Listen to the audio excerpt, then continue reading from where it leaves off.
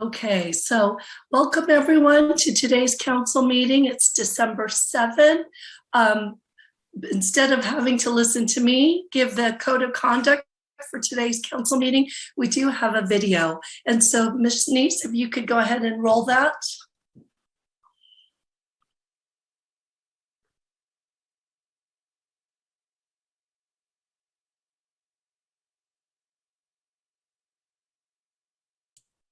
Arn, the audio part is not working.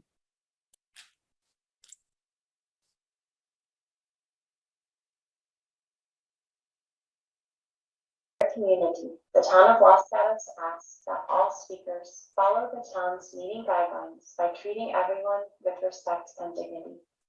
This is done by following meeting guidelines set forth in state law, in the town code, and on the cover sheet of the council agenda. 2. The town embraces diversity and strongly condemns hate speech and offensive hateful language or racial intolerance of any kind at council meetings. 3. Town council and staff are well aware of the public's right to disagree with their professional opinion on various town issues. However, antisocial behavior, slander, hatred, and bigotry statements are completely unacceptable and will not be tolerated in any way, shape, or form at town council meetings. 4. All public comments at the town council meeting must pertain to items within the subject matter jurisdiction of the town and shall not contain slanderous statements, hatred, and bigotry against non-public officials. 5. The town will go through the following steps if a disturbance results from a member of the public not following these rules. If participating remotely, town staff may mute the individual with an explanation for the record of why muting occurred consistent with this policy. If participating in person, the mayor may call a recess for violation of this policy, resulting in the immediate cessation of the audio and video recording and the council exiting the chamber. Staff will determine if the individual should be removed or if all members of the public should leave, depending on the extent of the disturbance. In the event that all public members exit, only the press would be allowed back in the meeting. Once the individual or individuals leave, the council would return to the chamber and the mayor would resume the meeting. Persons disrupting a council meeting may be cited for violation of the California Penal Code Section 403. These expectations of conduct also apply to meetings of all town boards, committees, and commissions.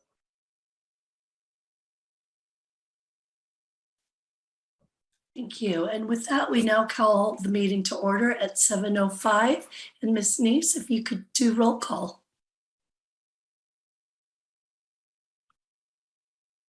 Thank you and good evening. Councilmember Risto. Here. Councilmember Hudas. Here. Councilmember Badami. Here. Vice Mayor Rennie. Here. Mayor and Chair Sayak. Here, thank you. And so before we begin, if we could just have a closed session report. Yes, good evening, Mayor and Council. The council met on December 2nd to discuss the town attorney position. No action was taken that requires reporting into the record. Thank you, Mr. Schultz. And as with all council meetings, we will begin with an opportunity for council members and town manager to share items of interest to the public and to one another. And I'll start with Vice Mayor Rennie. Thank you, Mayor. On 11/17, the backbed board met, and the main item was a diversity kind of training module. On 11/17, Silicon Valley Clean Energy hosted a clean energy confab that I helped to actually organize with their help, kind of with and for Senator Becker, his staff from Senator Cortez's office, someone from Silicon Valley Power, and 2 people from Actera to brainstorm legislative bills and other actions these organizations could take on climate change. On 11/18, as Vice Mayor, I was invited to attend the Los Gatos Interfaith service. On 11/22, I got an update from the Seamless Transit team, and their resolution is on our consent calendar tonight. On 11/23 to Community Health and Senior Services Commission met. Agenda was kind of light. On 11/29, I chaired the Silicon Valley Clean Energy Finance and Administration Committee. We had a lengthy discussion on rate setting relative to an expected large PG&E rate increase and a beneficial to us large decrease in the PCIA charge that people see on their bill. We try to keep our rate, our gen rate plus the PCIA below PG&E's gen rate. We recommended to continue following PG&E at 1% below their rates.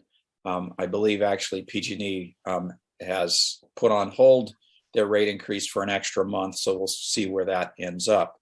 On 11/29, the Senior Services Committee versus the Commission met, and the main discussion was a report out of the 3 subcommittees. Councilmember Hudas joined me with that. He'll probably have more details. On 12/1, the BACMed board met again for another module of the diversity training. On 12/1, I also attended the reorganization for Saratoga mayor and vice mayor, where Tina Walia was appointed mayor and Cookie Fitzsimmons was appointed vice mayor. On 12/2, I attended the Hausers winter social, and 12/4, Silicon Valley Bike Coalition had an open house at their headquarters that I biked over to and back just in time to get back for our promenade. I'll see, on 12/5, the League of Women Voters had a holiday party that I attended.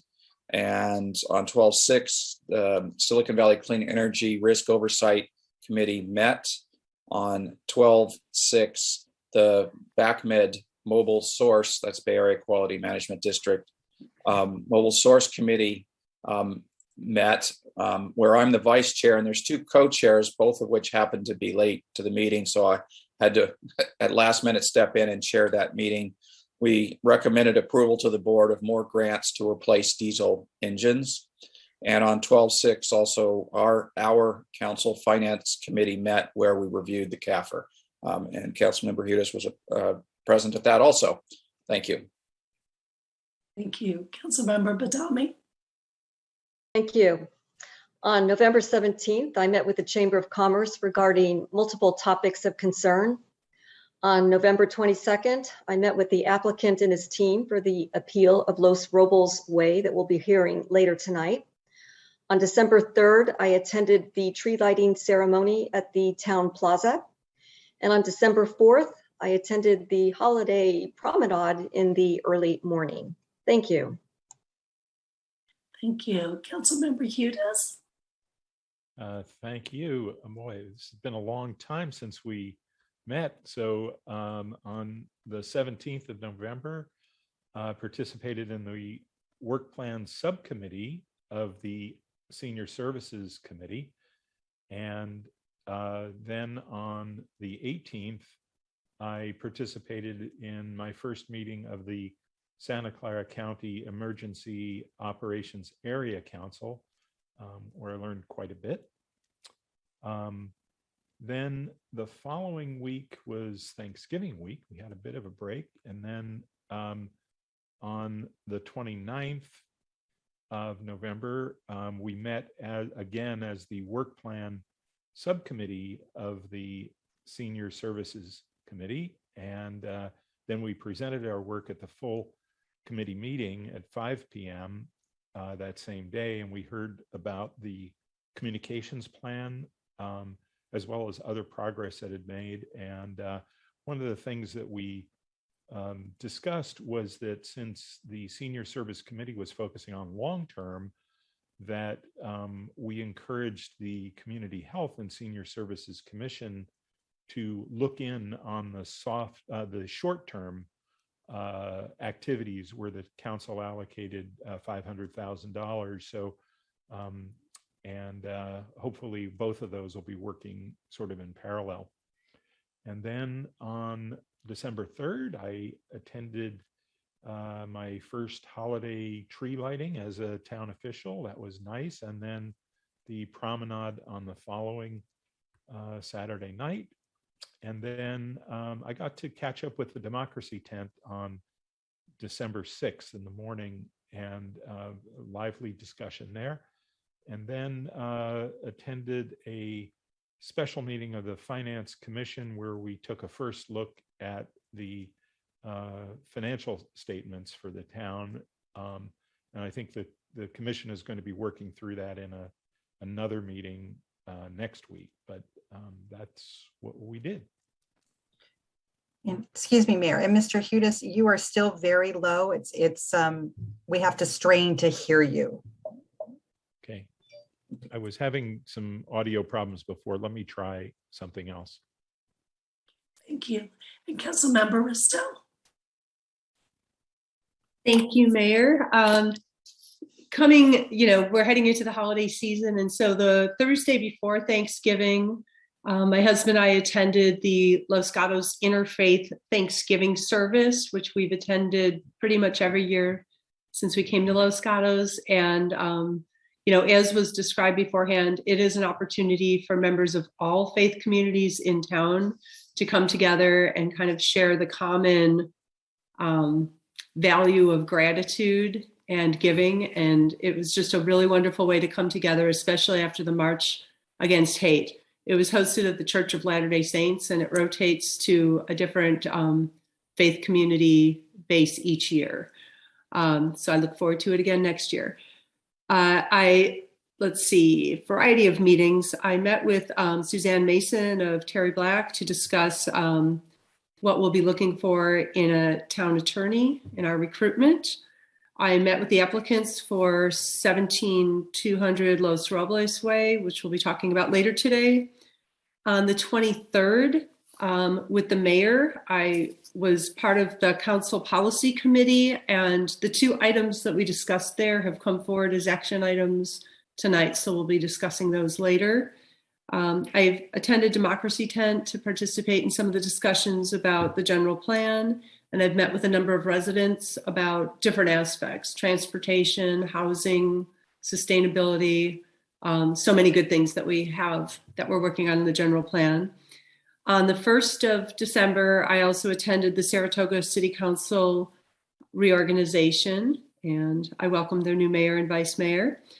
On the 3rd, attended the holiday tree lighting with all of my fellow council members, and it feels like we were joined by children of every single age, and it was a pleasure to be up there with former Mayor John Lochner leading us in Christmas carols, which I think he's been doing at least 30 years. So that was a wonderful way to launch into our holiday season.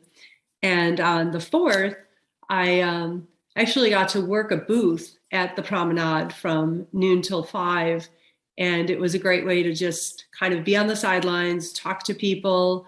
And while it's a disappointment that we were still unable to have the children's Christmas and holiday parade this year, and I imagine it'll be back next year, I would love to see the promenade happen again, because it was just a really wonderful way for people to come together. It almost felt like I was watching the parade of residents and visitors come by. And I saw lots of shopping bags in people's hands. So I think it was a successful day for our merchants as well. And I want to thank the Chamber of Commerce for putting this together. And then, last night I attended the Finance Commission meeting and the Parks Commission meeting, basically just to keep up on what's happening on other parts of town. Thank you. Thank you. And the only thing I'd like to share, prior to this meeting, we had a discussion on land use options for the general plan. In line with that, the Cal Cities Peninsula Division, of which I'm a past president, we did have our retreat. The 4 priorities we identified for the upcoming 2022 year, there were 4. Lead priority 1 is to increase the supply and affordability of housing. Lead priority number 2, invest in strengthening critical and sustainable infrastructure projects. Lead priority 3, seek increased funding and resources to prevent homelessness and assist individuals experiencing homelessness. And lead priority number 4 is to improve disaster preparedness, resiliency, recovery, and efforts to combat climate change. On that note, we did convene a 3-part series. We're working with Senators Cortese and Becker on affordable housing and how to actually implement that and make that happen, working with affordable housing providers and with other entities. I believe Facebook is a sponsoring partner of this discussion, and so I encourage my colleagues, if interested, to reach out. We have another one this Friday and another one on the 17th. And as everyone has already commented, it was a wonderful way to begin the holiday season, to see so many of our residents and our staff enjoying the holiday season together. It was so fun. I lost my voice, and I ask all of you to bear with me as I convene this last meeting. And so with that, I turn to Town Manager Pravetti for her update. Thank you, and good evening, everyone.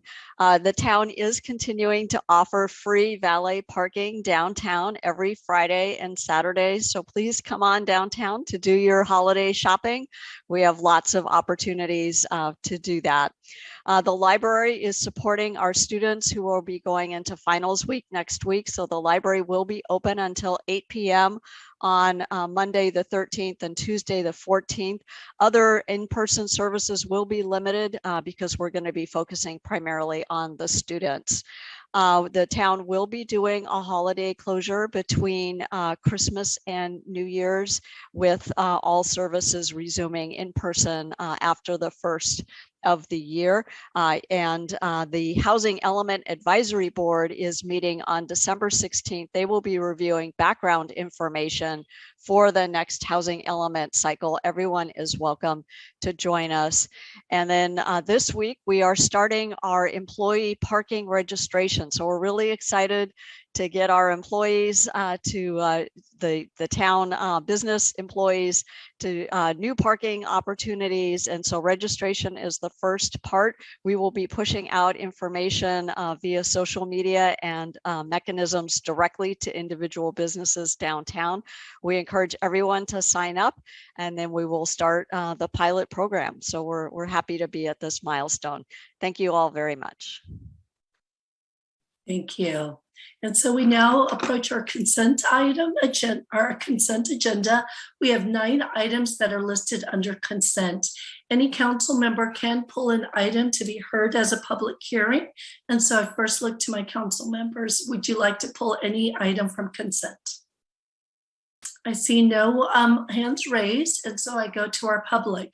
You have an opportunity to speak have an opportunity to speak on the consent agenda on any one of those, and you'll have 3 minutes if you'd like to do so. See no hands raised, and so close public testimony for consent and look to council for a motion for approval. Councilmember Risto. Thank you, Mayor. I move to approve consent items 1 through 9. And Vice Mayor Rennie, I see your Second from Rennie. And would anyone like to have any questions or comments on that? Seeing none, I'll call the question. Vice Mayor Rennie. Aye. Councilmember Risto. Aye. Councilmember Hudas. Aye. Councilmember Patami. Aye. And I vote aye, and our consent agenda is approved unanimously. Thank you. We now move to verbal communications, and this is an opportunity for members of our public to speak to us on an item that is not on our agenda. As a reminder, everyone will have an opportunity to speak for 3 minutes. Once we hit 30 minutes and there are more speakers, we will continue consent into after all of our public hearings are completed. At this time, I see 2 hands raised. And so our first speaker is Michael Burke. Thank you, Madam Mayor. I live on University Avenue, and I want to talk about Saturday's promenade, not about how wonderful it was, but in the late afternoon, early evenings, they cranked up the volume of their concerts. We had to turn the volume on our TV up to get over the noise of that music, which, and that's with our windows closed. We shouldn't have to do that. The heavy bass rattled our windows. Once again, that is not the holiday, that's not a holiday promenade. That's a rock concert in our downtown. Certainly not keeping with our small town downtown. We did call the police, and magically, shortly after we called the police, everything got quiet. So apparently the police agreed that this was excessively loud music. So I guess, how do we, the town, prevent this from happening again? My second point about the promenade was the complete lack of enforcement of permit parking. When the police called us back after they had got them to turn the music down, we asked, University Avenue was full of cars without permits and no tickets. What's going on here? Our friends can't park by we can't go out and park by our house. And we were told it's not being enforced during the event. Who made that decision? I mean, we pay money for our parking permits, and then to say, well, when you really need them, when we're going to have a big event, we're going to bring everybody down University because we closed North Santa Cruz, and so they're going to grab the first parking spot they can, and by the way, it's not very well marked, we're not going to enforce it. You're selling us something, a service, and not providing it. That's wrong. And also remember, the permit parking on University was a mitigation from an environmental impact report for the remodeling of Old Town when that was redeveloped. So it's not like this was just something you decided to neighborhood to do. This was part of a CEQA requirement. So I guess my question is, who made the decision to not enforce permit parking during that event? Thank you. That's all. Thank you, Michael. Thank you, Mr. Burke. And we'll definitely take those comments and we'll have those internal discussions. Next speaker, Mr. Weissman. Mayor, looks like a council member has a question. I'm sorry, Councilmember Badami, I didn't see your hand raised. Thank you. Yes, I have a question for Mr. Burke. Okay. Mr. Burke, thank you for providing the information that you did with your dissatisfaction. My question to you is, we had the summer promenades on Thursdays. Did you experience the same level of music? Well, I will say we've been hearing bad music in our backyard for the last 18 months. I mean, we've heard some really good music, but we've heard some, most of it coming out of the parklet by Loma Brewing is not very good music, but it's not overly loud. We've heard some nice jazz, once again, right, not loud, but still, we're tired of the music. But our backyard's no longer our own. But this was the first time, with some small exceptions, that it was extremely loud in the house. I mean, our house is 100 and some odd years old. The windows are still single pane, but we still shouldn't be hearing that music in our house to where we turn up the TV so we can hear that over the music. Okay, thank you for that. Thank you for defining jazz as good music. Any further questions? So next speaker is David Weissman.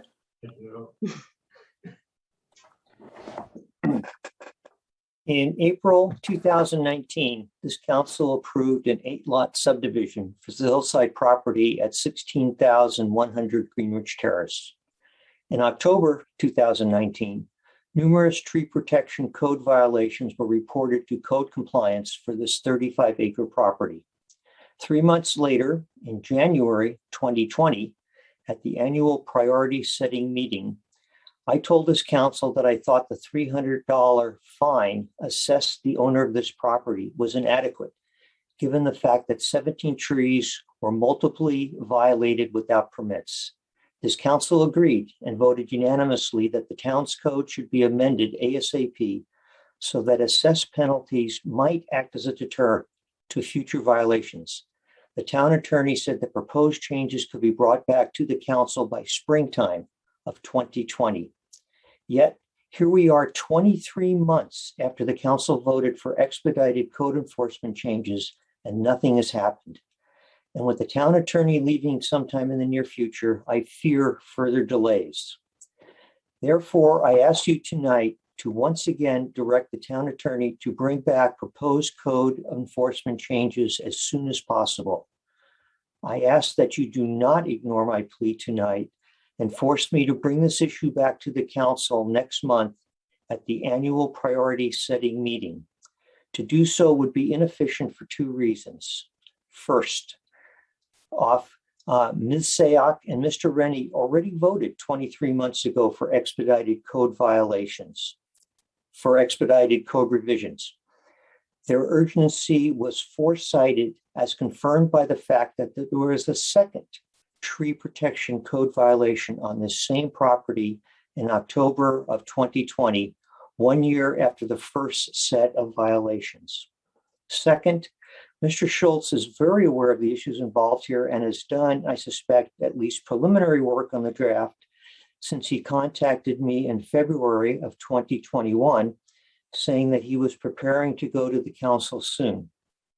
At that time, he also asked me for suggestions, which I was able to comply with easily, because after the council directive of January 2020, I had already written up and sent Mr. Schultz suggested changes. And finally, if Mr. Schultz is unable to do these revisions, then I ask that you request him to turn over his work product to a designated staff person who will be able to locate them once a new town attorney is in place. Thank you. Thank you. Any questions? Councilmember Ristel. Thank you. I just have a question for staff. I mean, obviously this was decided to be expedited prior to the pandemic, and I realize priorities shifted and workloads shifted, but I'm assuming work continued on this and that as part of the transition with all of the work that our town attorney is doing, that this would be passed on or continued. Is that correct? That's a correct statement. The COVID priorities got rearranged and it just did not reach the top level.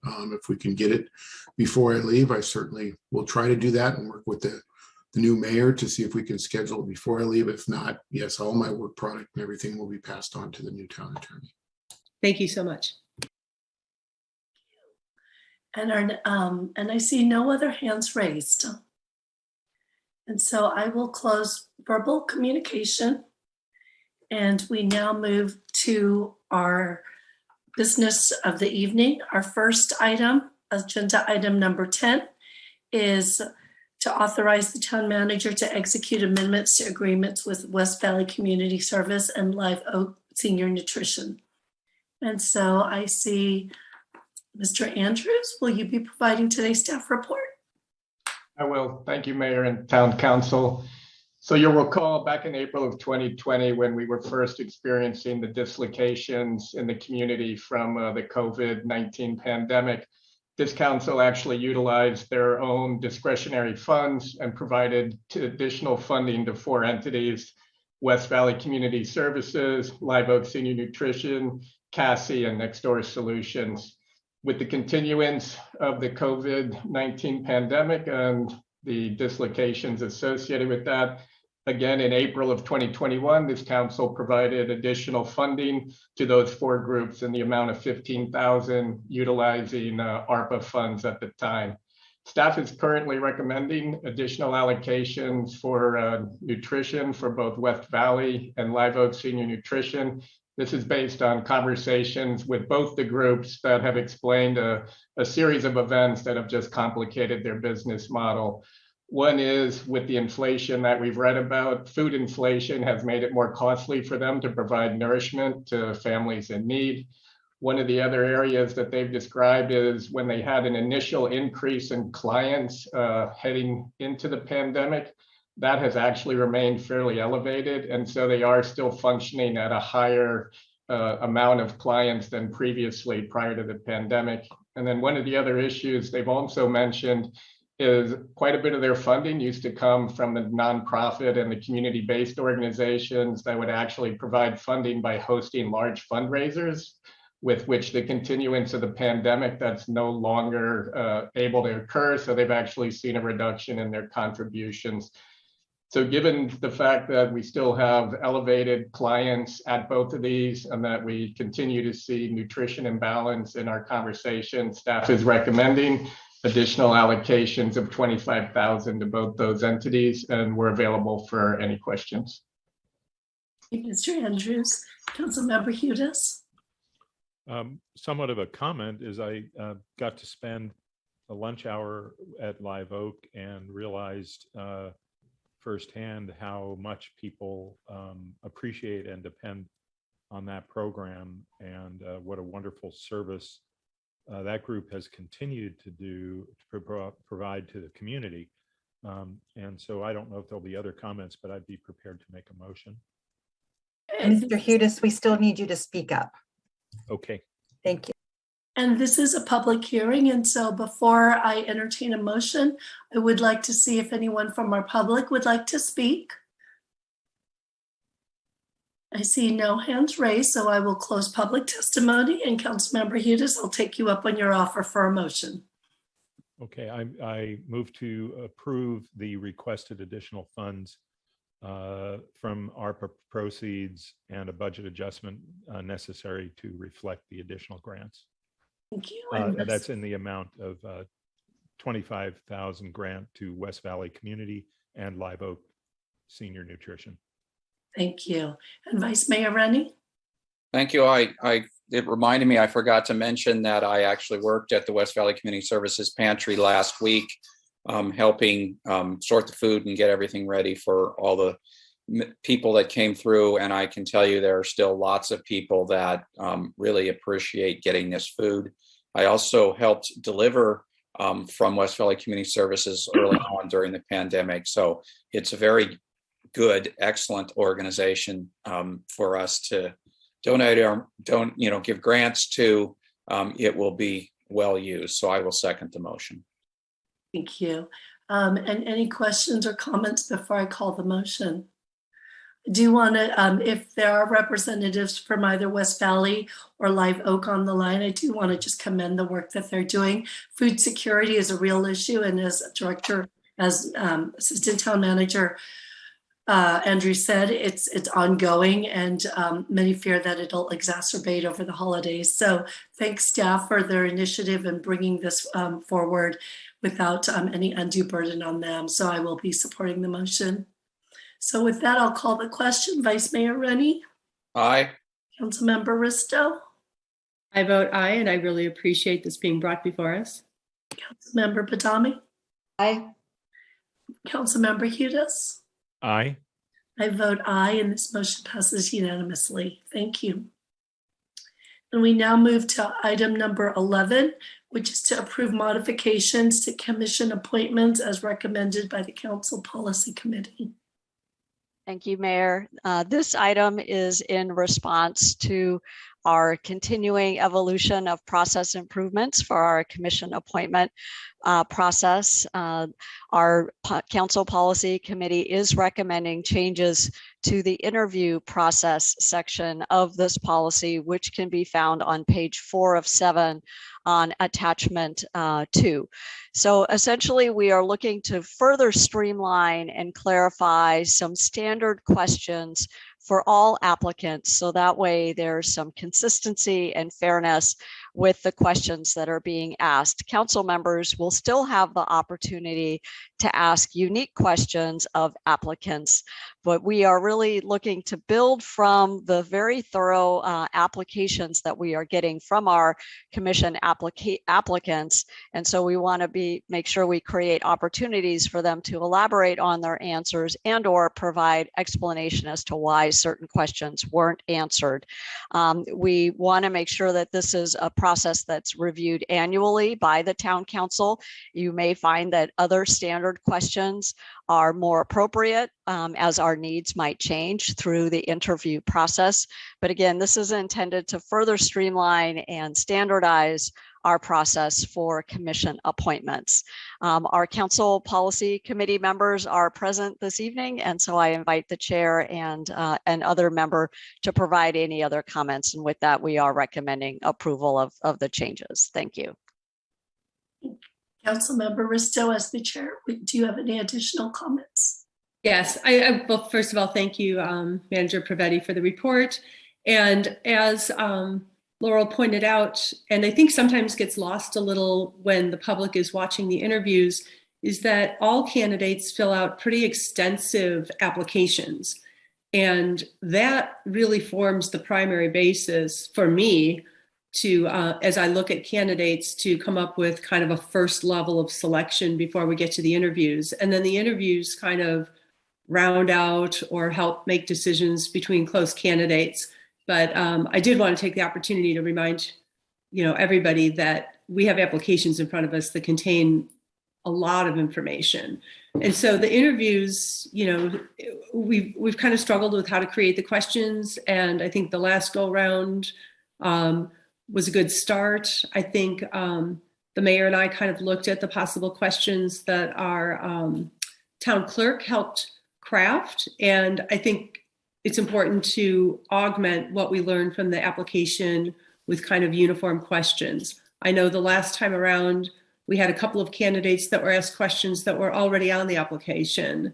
And so I just feel like it's important for us to expand on that and make sure that we're treating all candidates the same and with respect. Thank you. Thank you. Any questions from council members? So I will turn to our public. This is a public hearing, and does anyone have any comments on agenda item 11?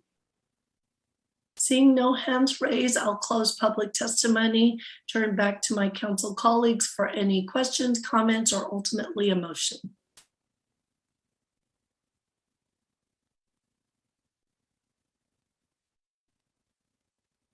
Councilmember Risto. I just wanted to point out, for the benefit of other council members who may or may not have watched the policy committee meeting, we had a number of questions. We really don't even have enough time in any given interview to ask all of the questions. And so, if somebody gives a really robust answer, we might not get past the first question.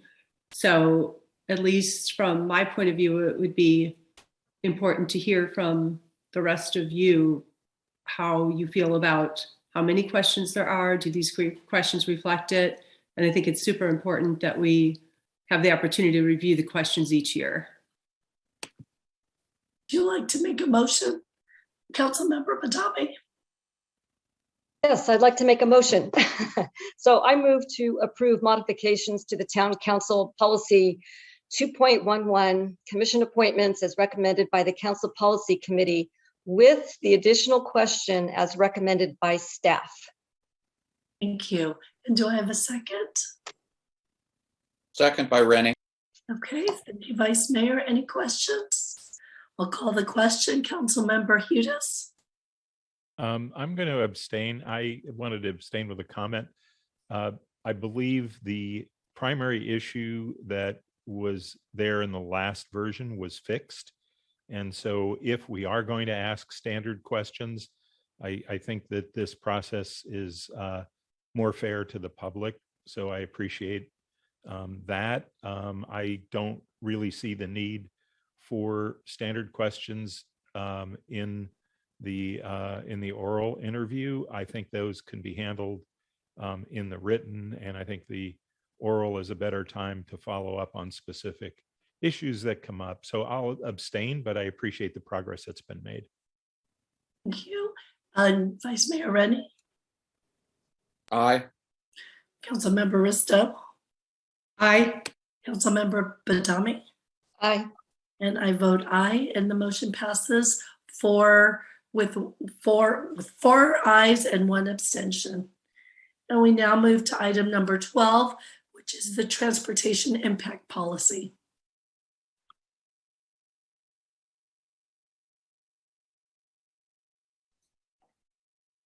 Good evening, Ying Smith, Transportation Mobility Manager. Good evening, Mayor, Vice Mayor, and Council members. I'm here to provide a brief presentation on the draft Transportation Impact Policy and the staff recommendations for the consideration. Just a quick reminder, in 2019, the town started the process of transitioning to using vehicle miles travel as a metric in conducting CEQA transportation analysis. Next slide, please. So first, I would like to start with the outline for my presentation. And next one, please. The next one slide provides you a timeline. And just please allow me a few minutes on this slide to highlight the process as well as the key decision points. The Town Council is required to make 4 key decisions leading to the completion of the VMT transition. In February 2020, the Council, based on staff and consultant recommendations, chose an option to set the threshold consistent with the general plan future year VMT projections. This option connects the VMT work closely with the general plan update. At the November 2020 meeting, the Council passed a resolution and made 3 of the 4 key decisions: the VMT metric, method, and threshold. The update to the town's current traffic impact fee policy is one of the final steps in this long process. The next steps will include completing the general plan update and certifying the EIR, which will lead to the last of the 4 VMT transition decisions, VMT mitigation measures. The transportation impact fee would be an implementation task in the VMT mitigation. Next slide, please. The draft policy looked completely different from the current one, and as we explained in the staff report. This table shows a side-by-side comparison of the current policy and the draft for your consideration in these 4 key areas. I think I can going to skip this one, skip going to the details. The next slide, please. In addition to the summary provided in the staff report, I would like to highlight 3 key issues in this update. More importantly, I would like to share a few examples with you to walk you through the progress and to see how projects will be evaluated, land use projects will be evaluated. The numbers on the slide correspond to the numbers in the transportation analysis guidelines, the TA guidelines. The first point is the CEQA relief.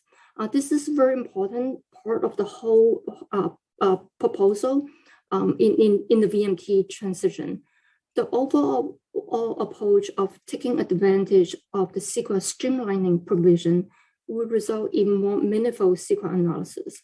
I would like to point out that just because a project, the draft policy will not require projects that are consistent with the general plan to prepare additional environmental review, it doesn't mean that they skip, those projects skip this step, skip the CEQA review step.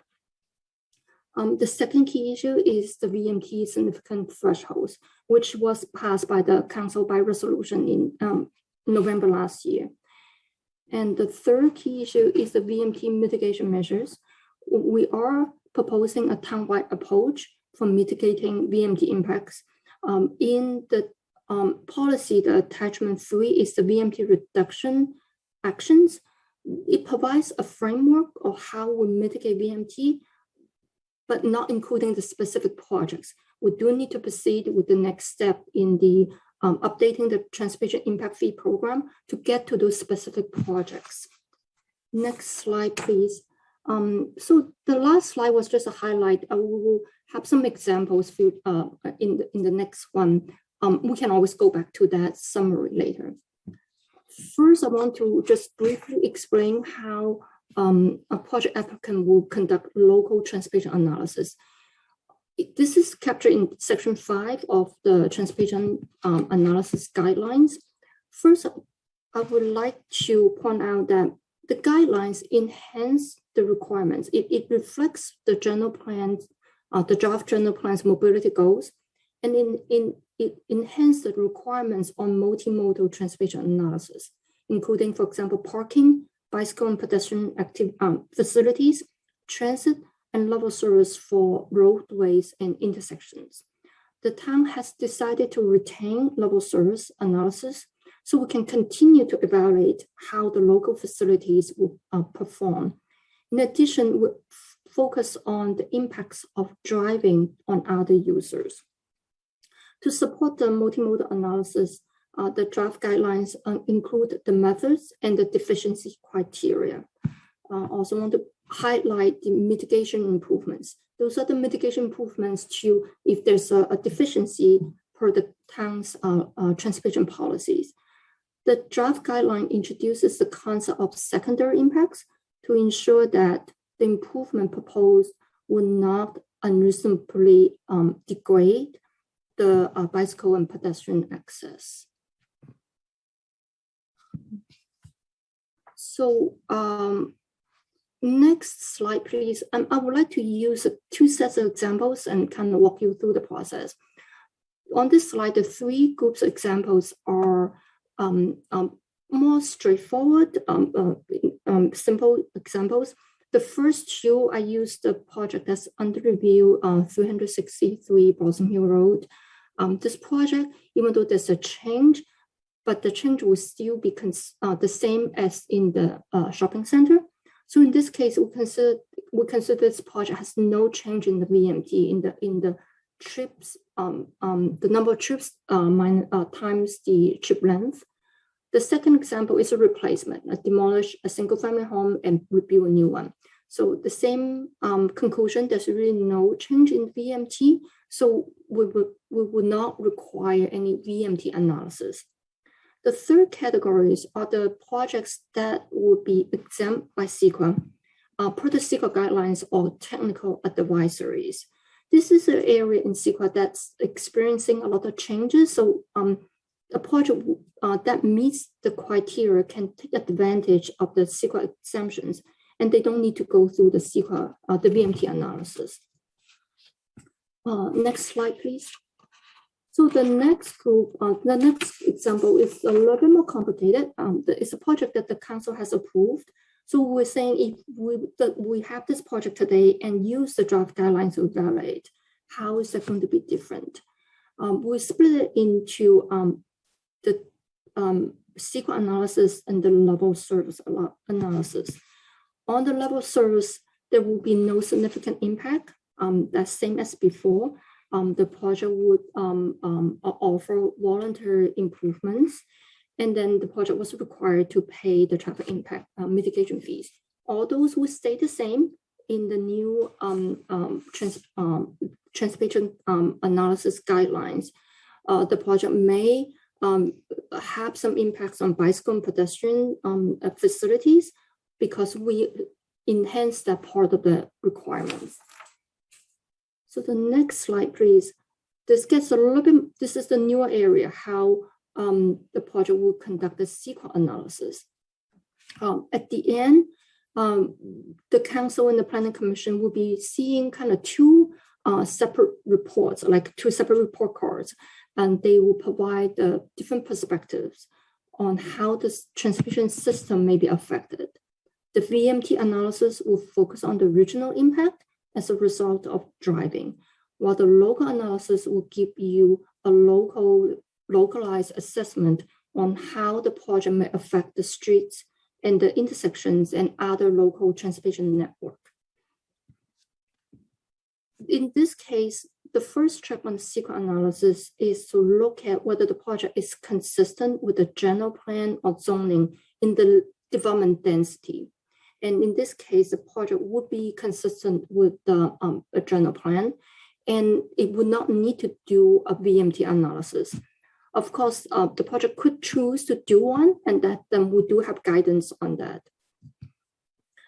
Just want to conclude that on the local analysis, we have a lot of experience in that. That's probably pretty straightforward.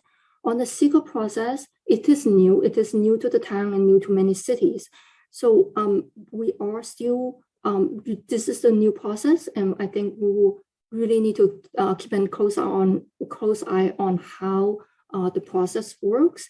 Another area that need a little bit more consideration is on the VMT mitigation measures. If a project needs to do one, it's probably in the meantime, we'll have to work on it case by case.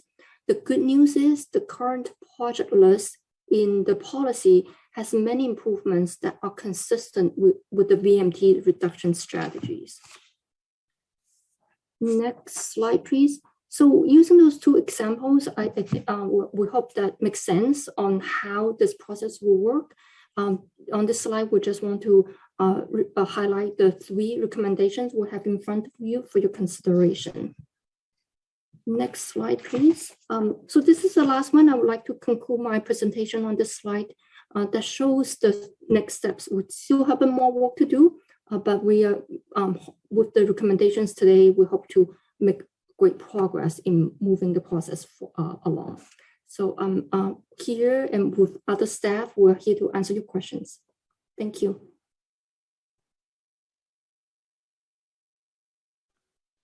Thank you. And so council members, do you have any questions? I see no hands raised. And so this is another public hearing. And so I'm going to go to our public to see if there is anyone that would like to provide comments. Our first speaker, Don Capobras. Good evening, Mayor Sarek, council members and staff. I'm Don Capobras with Harmony Park Development. I'm speaking on behalf of Grosvenor and the North 40 Phase 2 team tonight. As you know, we have been in conversations with town stakeholders for most of this year about a re-envisioned Phase 2 on the North 40. We have a few comments on the traffic impact policy. I really do apologize that this was not sent prior to the regular deadlines for the hearing. I'm happy to read the details I referred to if you would like through questions from you, or share it on the screen or somehow work with staff on them. Point 1, section 3.1.1 on page 9 can be more clear on how consistency with the Regional Transportation Plan Sustainable Community Strategy is determined and how one would go about amending the RTS SCS, which is a massive regional policy document. If the RTS is tied to the town's general plan, we are hopeful that the ultimate 2040 general plan is edited to include language that makes the future land use on North 40 Phase 2 consistent with the general plan. We have made this comment in the general plan process, and I'm hopeful we can work with the town to find language that works. In section 3.3 on page 11, there appears to be a missing quote and/or after mitigation number 1. We believe that only one of the 3 potential mitigations should be required, not 2 of 3. Again, happy to go through that if you have any further questions. Point 3, after Ing's presentation, maybe we got this one wrong, but we thought there was opportunity for confusion on the VMT thresholds that were adopted by the town in 2020, which express boundary VMT based on countywide totals versus the boundary VMT based on the town. That is reflected through the proposed TIP. Again, we might have gotten that one wrong. Related to baseline with project conditions on page 20 for retail projects and other similar commercial uses, the modeling of VMT should not only reflect the addition of the project land use to the project transportation analysis zone, but reflect an allocation of the same land use from other TAZs to maintain the balance between productions and attractions and reflect the redistribution of existing trips.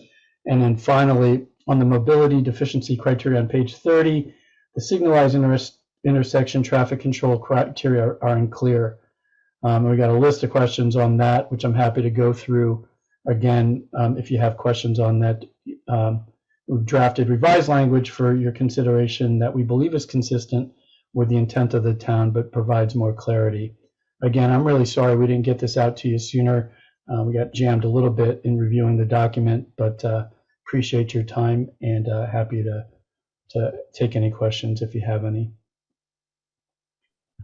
Thank you. Council members, are there any questions of the speaker? Councilmember Risto.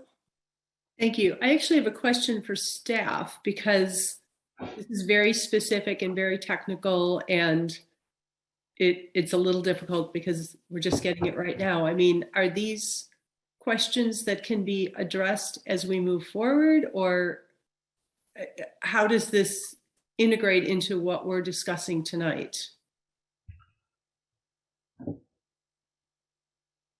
I will start. I don't think I have all the answers yet. I would say there are a few categories of the comments. One group of comments were actually addressing the resolution the council passed in November 2020. So those have a lot to do with the thresholds. So that is not part of the recommendations in front of you. And the other group of questions, I would say we haven't.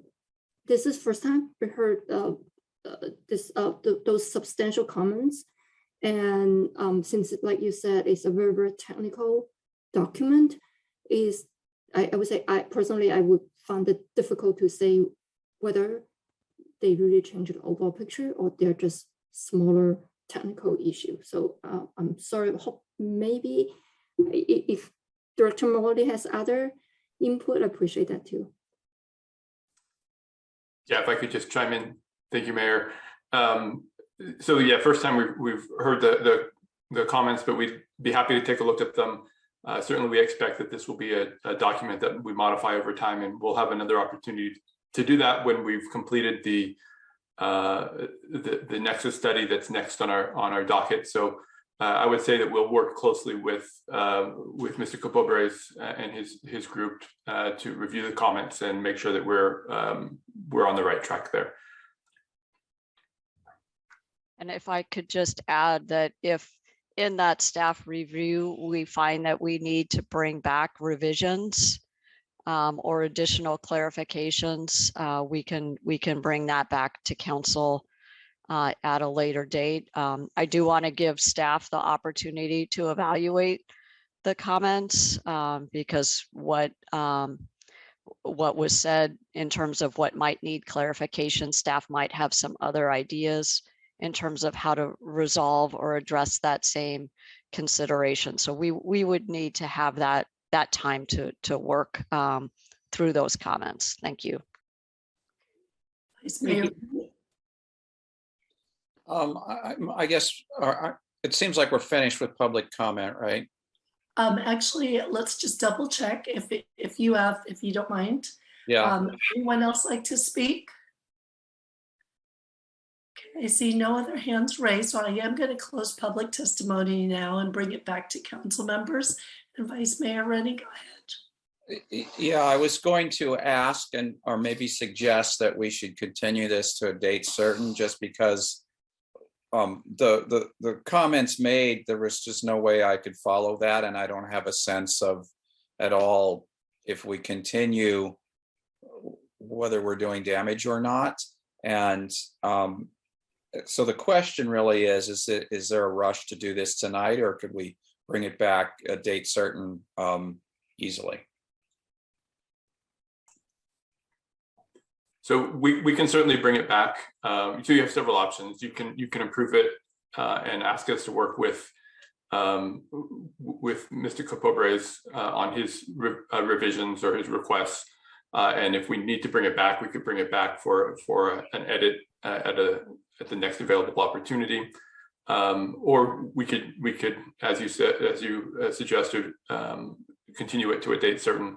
We would like to get started with the Nexus study. That's quite a lengthy project, and we would like to get that moving so that we can tie that to sort of completion at about the same time that the general plan is adopted. So if we can get approval on that item, we can move that forward on a separate path, and that would be helpful to us. And then we'd come back, in the January timeframe, probably with a revision, if that's or a rediscussion of this, if that's what we would prefer. And so what I'm hearing is you definitely want B and C approved tonight. And sounds like you're also suggesting A with the direction to work with Mr. Capobres and bring it back to see if we want to modify what we would approve tonight, is what I think I'm hearing you say. We think it's a solid policy, so we're ready to move forward with it. Our recommendation stands to approve it. Of course, we're always happy to work with the developers and the public. Okay, let's hear what others have to say. Thanks. Member Risto.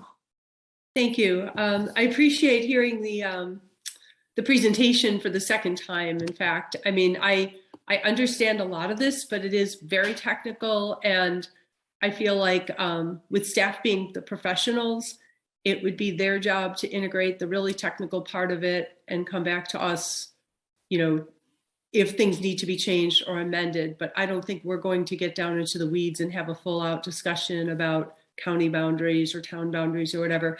An overriding sentiment I have is that, I'm really appreciative that we are moving toward VMT. For so long, everything discussed about transportation with projects has centered completely on the automobile.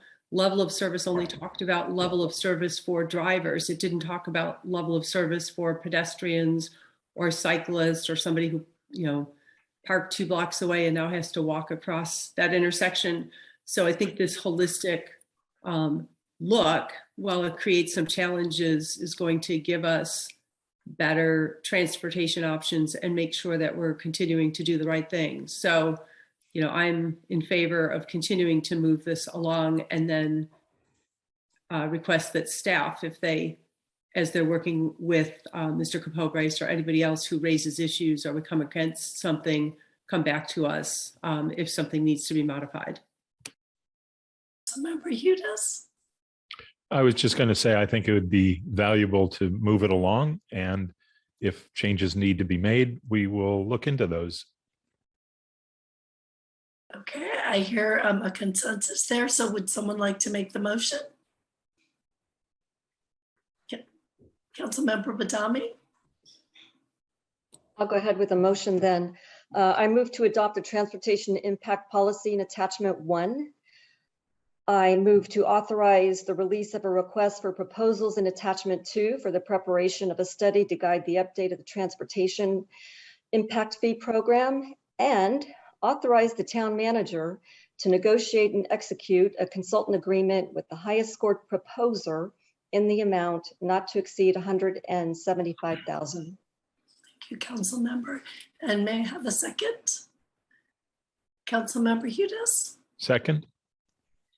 And any questions or comments to the motion? Okay, I'll call the question. Council Member Hudas? Aye. Vice Mayor Rennie? Aye. Council Member Risto? Aye. Council Member Badami? Aye. And I also vote aye. Thank you very much. And thank you, Director Morley and Manager Smith, for accommodating the questions and for working with all interested public on any refinements. And Ms. Neese? So we're having some technical difficulties with the live stream. So if possible, can we take a short recess while we work that? Because it's specifically affecting the PowerPoints. Absolutely. How much time do you need?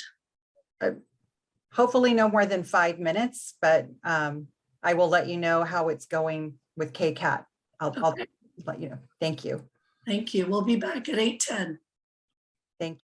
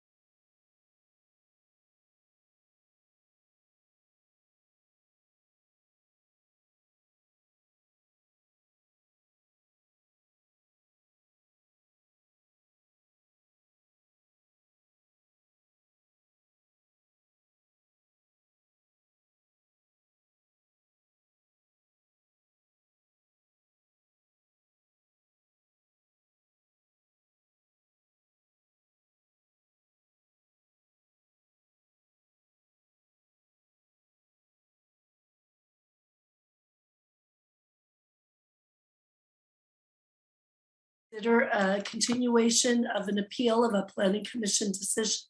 Actually, yes, it was a planning commission decision on property located at 17200 Los Robles Way. And before I turn over to our staff, I will ask all council members. I know some of us had shared a meeting with the appellate, but if we could just additionally say if there were any disclosures that are necessary to share, starting with Councilmember Gatos. Yes, I met with the applicant. Okay, thank you. Councilmember Risto. I also met with the applicant and the team, and I believe the material they provided me at that meeting was provided to the full council in our packet. Okay, Councilmember Bell. Yes, I also met with the applicant and their team. Okay, and Vice Mayor. I have had no more meetings since the last time this was at council. Okay, and I'll share that I have met with the applicant. No additional disclosures. That's not already contained in our material. And so with that, Mr. Safdie, I turn to you. Thank you. Good evening, council members. Before you is a proposed lot line adjustment between 3 existing legal parcels at 17200 Los Robles Way. No construction is proposed at this time. The future driveways and building footprints shown on the plans are conceptual and are not being reviewed with this lot line adjustment application. A future Arc and Site application and environmental review is required for any future construction and grading work. The town council heard the appeal of a planning commission decision to approve this lot line adjustment application on November 2nd and continue the item to tonight's hearing with direction for the applicant to include clarified project plans that show conceptual access and potential building locations, information on compliance with the general plan, zoning ordinance, and building code, and information on potential landslide, flooding, and fire hazards associated with the property and surrounding neighborhood. Following the November 2nd town council hearing, submitted attachment 18, which provides information. This information is in the staff report. Additional information. And Mr. Safdie, I think you're breaking up unless it's just for me. No, I'm hearing the same thing, Mayor. Okay, so if you wouldn't mind, what you're saying is so important, if you wouldn't mind backing up to since November 2nd, that's where you started to break up. Okay, great. Please let me know if that happens again. Okay. Obviously I can hear myself fine. So following the November 2nd town council hearing, the applicant submitted attachment 18, which provides the requested information. The information is summarized in the staff report. The appellant has also provided additional information, which are included as attachments 15 and 19. The applicant has responded to these letters, which are included as attachments 16 and 20.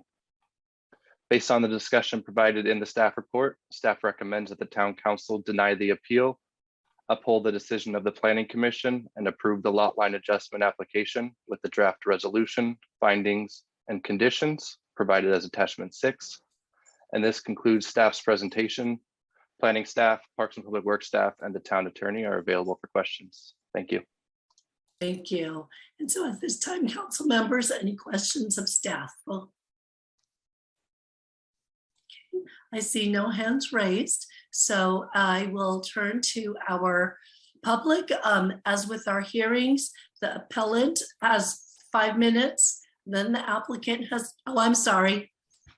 No, Yes. this is a continuation. So they already made their presentation, so they'll have 3 minutes of public comment. Got it.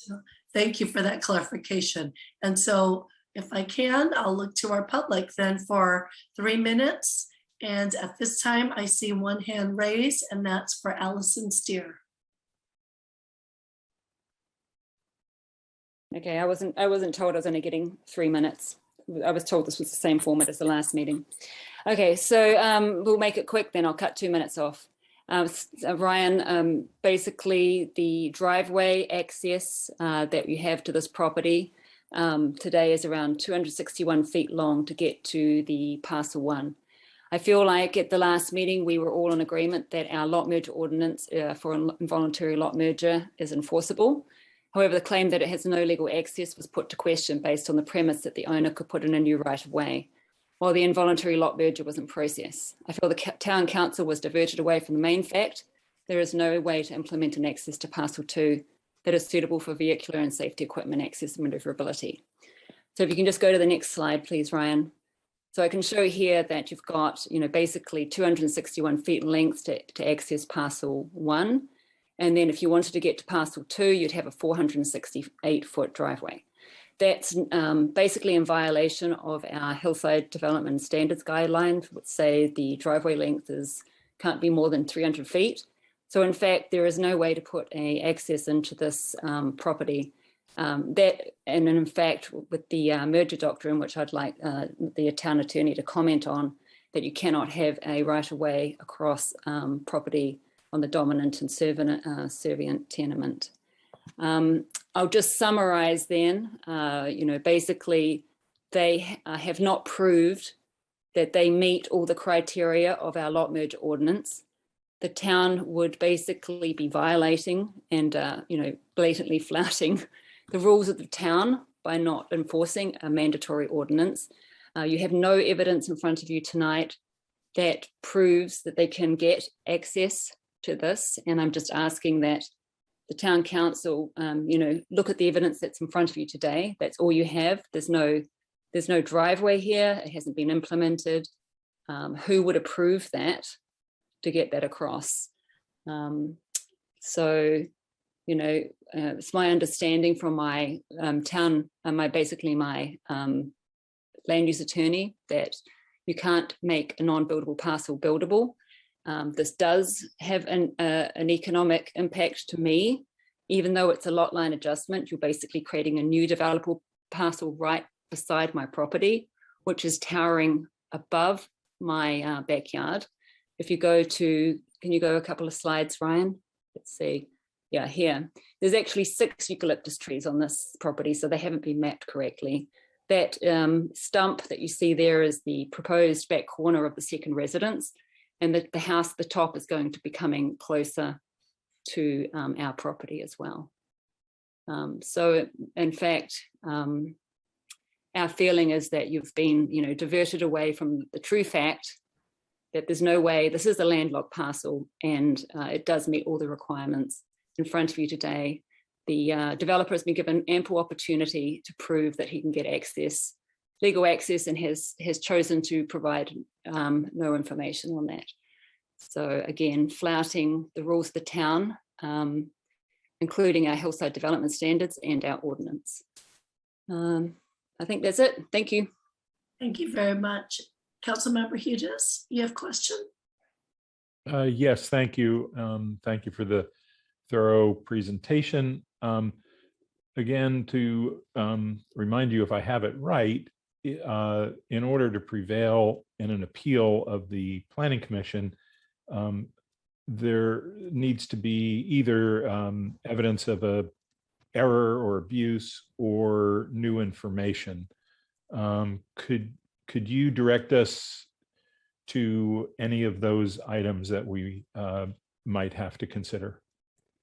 Yes, well, we've had to continue to provide new information because we've had to kind of bat down, basically the arguments against the whole fact of this lot merger ordinance. So, we've at the Planning Commission, we were told that our lot merger ordinance is not enforceable, but really weren't given ample reason for that.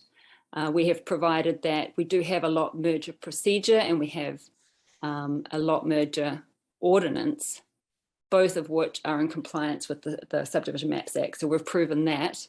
That was new evidence after the Planning Commission, because the Planning Commission was not allowed to consider any of that evidence. And then there was, 400 pages that you guys had to review that of other towns, counties, cities that all have ordinances that say you cannot make a non-buildable parcel buildable. But, we basically get given 5 minutes to try and prove this, and then we get everything discounted again. But I think, the fact is there's no way to put a right-of-way or a driveway in. There's nothing in front of you today that says you can do it. And, a judge would never make a decision based on something that isn't in front of them. Thank you very much. Further questions? Okay. If So our next speaker is Jerry Calvey. Thank you. Good evening. My name is Jerry Calvey. I'm an internal medicine specialist. I've lived on Harding, 303 Harding for 43 years and been very active in this town. This is probably one of the few times I've ever spoken to anybody on the council. I'm concerned in different ways. Has anyone talked to the fire department about the potential, how they're going to reach a property like this? I also wonder if any of you have ever been on Los Robles Way. It's an interesting street. Looks more like a walkway.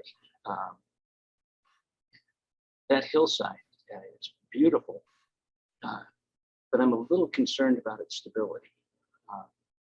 I don't know how many of you were here for the '89 earthquake. Had one personal experience with it. I talked to one of my neighbors, and I've always wondered why nothing grew on my land.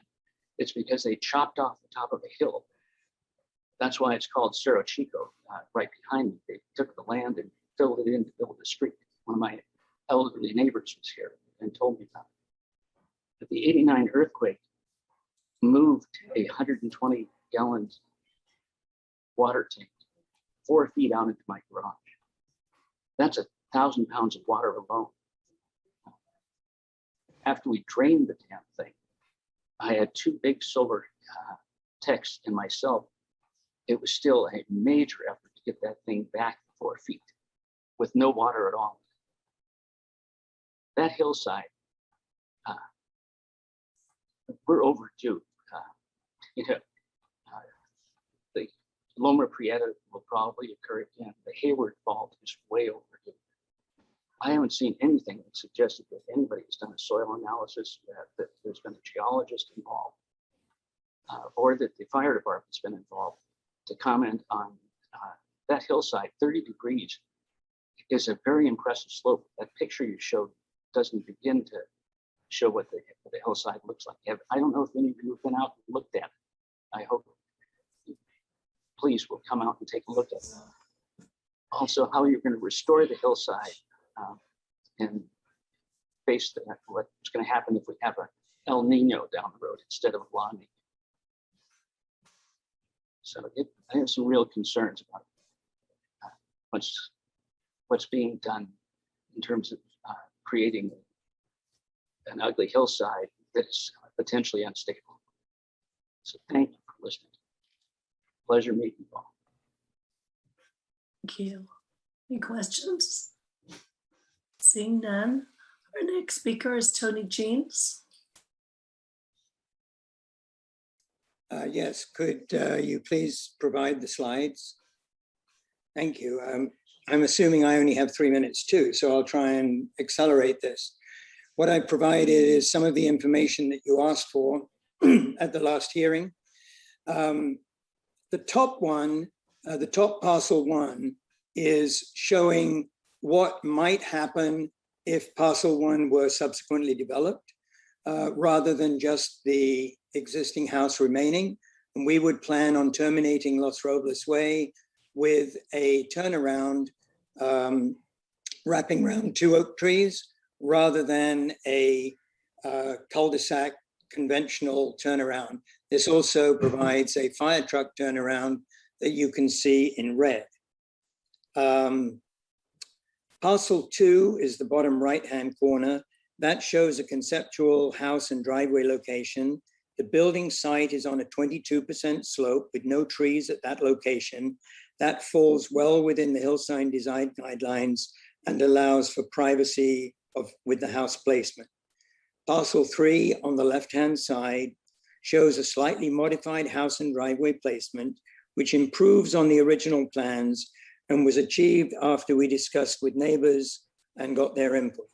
It also addresses possible existing winter runoff from Worcester Park, and this would be further fleshed out at a subsequent Arkan site application for the parcel. As to building and zoning compliance, if you could go to the next slide, safety was one of the issues. This is from the general plan. This slide, the brown area is everywhere that is a landslide hazard potential area. And you can see that it's half of Los Gatos. If you go to the next slide, you can see that a very small portion of it actually falls on the property. That's where the cul-de-sac would be. It's actually a flat area at the end of Los Robles Way. Please go to the next slide. This is the fire hazard area. Again, showing half of Los Gatos is in the fire hazard area. If you go to the next slide, you can see that the property is on the edge of it, but so are all the neighboring homes on Worcester Lane, Harding, etc. And there's nothing special about this particular property. You go to the next slide. I submitted 4 fire reviews. This has been reviewed 4 times by Santa Clara Fire, and they have approved it each time. If you go to the next slide, please. This shows you the flood area, and the final slide shows that the property is not in the flood zone. That's all I have time for. I'm sorry, I only had 3 minutes. Thank you. And Mr. James, if you could hold on, Councilmember Hudis. Thank you. I actually have a number of questions. With regard to the development in the landslide zone, is there any development or construction that's going on in that northwest corner? If you put slide 1 back on, the very first one, the top corner, which is where Los Robles enters the property, that is classified as the end of the, I guess you'd call it potential landslide zone. I think it's erroneously placed. I think it's meant to be further to the right over where the slope is and the trees are, because that is a very flat area. But obviously, one of the things that we would be required to do is geological a review to determine whether or not that cul-de-sac is placed sensibly and well. The building itself that we would propose would not be in that potential landslide hazard area. Okay, thank you. I had another question also, if I may. And thank you for providing the document from the fire department. I think that was something we asked about. But the other question I had is about the nonconformity. Could you explain again the nonconformity? Yes, if you go back to parcel slide 1 again.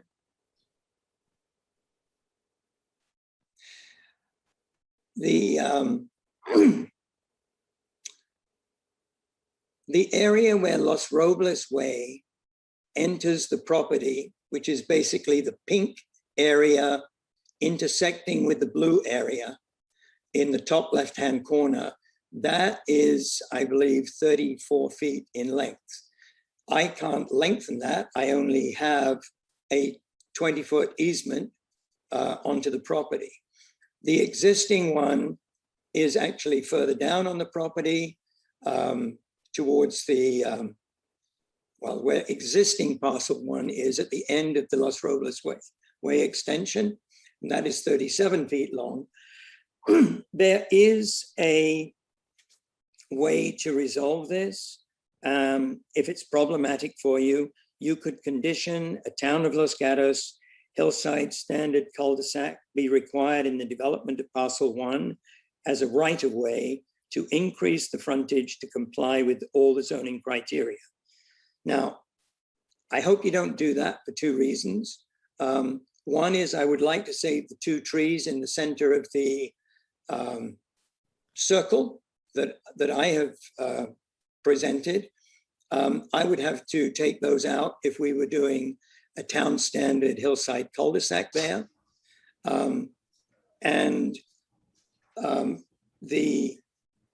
This would be a private right-of-way, because if the town, as they say, has vacated that easement, it is still a public right, it's still a right-of-way, but it is private. It's open to the public. It was vacated, but its use as a right-of-way is not given up. So a cul-de-sac bulb in that location would be totally appropriate and then would remove the final non-conformity. But I would like to argue at Architecture and Site that this is a better solution to save those 2 oak trees. Having said that, we would accept you requiring a hillside standard cul-de-sac bulb there at the end, at the terminus of Los Robles Way, so as to remove the final non-conformity. And that's the only way that you can see doing that, and that would require an action on the part of the town. Is that correct? It would require you placing a condition that when parcel 1 is developed, a hillside standard cul-de-sac be placed at the terminus of Los Robles Way. I don't see any other way, because otherwise I require 100 feet of frontage and I only have a 20-foot wide right-of-way. So I can't get 100 feet of frontage at that pink-blue intersection. Okay, that was the main thing that I wanted to cover. I'll probably cover it with staff later. Any further questions of Mr. Jeans? Actually, Mr. Jeans, I do have a question. I believe it would be covered under Arch and Site, but there was a question of the length of the driveway and that it's greater than 300 feet. Would you like to comment on that? Yes, if you'd like to put that back again.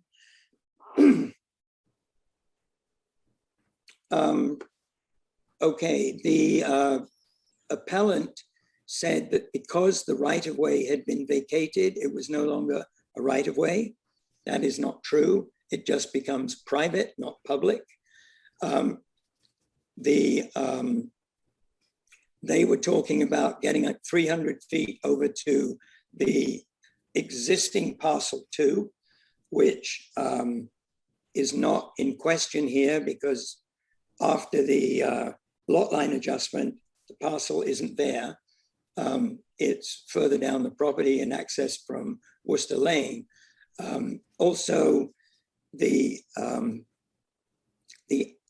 300-foot long driveway, if it were required, would start at the cul-de-sac that would be placed and would be long enough to go across that property. So it's not applicable. Yeah. And any further questions? Okay, thank you very much. Our next speaker is G. Tafeo. Hello, can you hear me okay? Yes, we can, thank you. Hi, yes, thank you so much for allowing me the opportunity to speak to you all once again about this. So I am Gianfranco Tafeo. I live on 112 Worcester Lane, so I'm right adjacent to parcel 2, just as a reminder. So I have 3 things that I'd like to discuss very briefly. Number 1, I'd like to go back to this ordinance that we were actually just discussing here at the end and talk a little bit about what the concern is just in regards to the ordinances themselves and whether they're being followed or not, or whether we understand that they're being followed or not. The second is just to discuss this chicken and the egg question in the process, and I'll mention that when I get there. And third is really a consideration to maximally comply with the general plan and whether this lot adjustment will actually support that or not. So as far as number 1, yes, so the argument is if parcel 2, as it's currently configured without the lot line change, cannot be accessed with the driveway and a turnaround, then it's not a buildable lot, and therefore it cannot be considered in the context of a lot line adjustment. That's the argument. I don't know if that argument is legally correct or not, but that is the argument, and that's what we'd like to make sure is being complied with one way or another, in addition to any other ordinances that are relevant here. Secondly, the chicken and the egg question. So we're talking about a lot line adjustment. We're not allowed to discuss the buildings and the impact of the buildings because it's a lot line adjustment. I understand that. However, if the lot lines are adjusted, then there are certain things that are a fait accompli in regards to the buildings that are then going to be built. And I have some issues because although we may be outside of any official flooding zone, my house has been flooded a couple times. It was flooded before I moved in. It was flooded after. So I'm concerned that that may be exacerbated by this. And you know, that with the lot line adjustment, you eliminate access to parcel 2, the new parcel 2, from access through Los Robles. And it seems as though now, to get to point number 3, maximizing the compliance to the general plan, that by accessing that building that will eventually be placed in parcel 2, I'm sorry about my dog, by the way, eventually be placed in parcel 3, sorry, that will create more grading, more work that will be done that is actually against the general plan goals in terms of keeping the landscape clear, keeping grading down to a minimum, etc. So that's all I'd like to share with you all. I really appreciate your attention and thank you very much for all of your consideration to this. Thank you. Any questions? Seeing none, our next speaker is Gary and Michelle.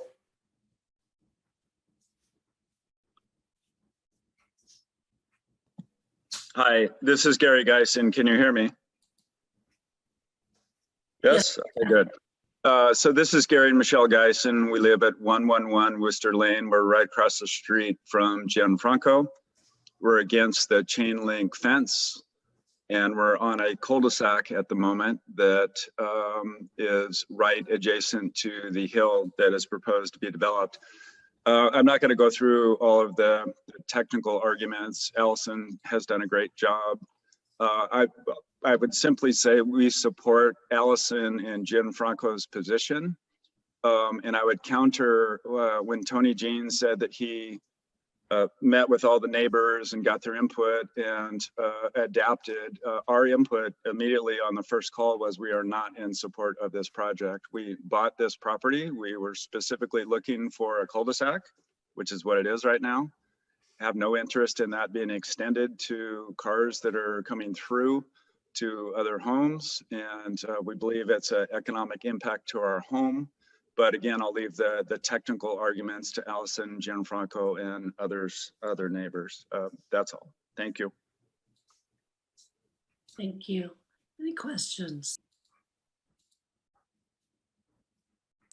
Our next speaker is Terry Reinhardt. Good evening. My name is Terry Reinhardt. My husband and I live at 110 Worcester Loop. We back up to parcel 3 on the bottom side there. Could you put up Tony Jean's slide number 1 again, please? So I do appreciate the fact that Tony moved the house farther up the hill for parcel 3. That did seem more appropriate than having that huge turnaround and driveway inches from our property line. However, I still strongly agree that all access for parcel 3 should come through Los Robles Way. If you look at the diagram, it makes much more sense to have a much shorter driveway coming down from the top than this long turnaround that has extensive grading and a huge turnaround for a fire truck at the bottom, also with a turnaround for a fire truck at the top. I think it makes much more sense to have one driveway from the top. Also, on the diagram that Tony gave us, it does show the drainage that exists at the bottom of our property that runs the length of parcel 3. Your diagram does not show that. And I would like to have your diagram match ours because it does show that we have a drainage problem and a flooding problem off of this hill. And I'd like that as part of the permanent record. And I think that the trees at the bottom of the hill should be required to stay for perpetuity. And I think that the town council should abide by their own ordinances and not approve this as Allison has brought up. Thank you for your time.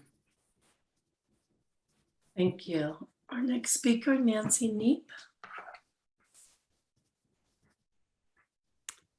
Good evening. Can you hear me all right? Yes, we can. My name is Nancy Knipe, and I live at 308 Harding. Over the course of the last 10 months or so, we have had numerous email exchanges, conversations, and meetings with the planning department, the town council, and many of you regarding our concerns about the 17200 Los Robles development. I'm here tonight because of my concerns about significant economic damage to my property that will be caused by granting the lot line adjustment and the subsequent creation of a buildable parcel directly behind my home. At the last meeting, you were led to believe that a new right-of-way could be added, casting a shadow over whether or not our lot merger ordinance could be enforced.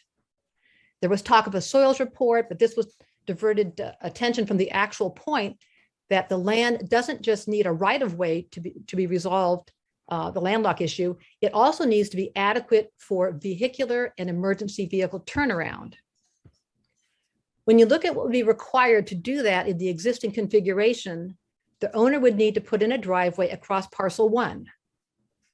Who would approve this, given this would mean it would be over 400 feet from the Los Robles terminus? That would violate the town building ordinance. There is no such right-of-way in existence today, and nothing forthcoming from the developer on how this might be executed.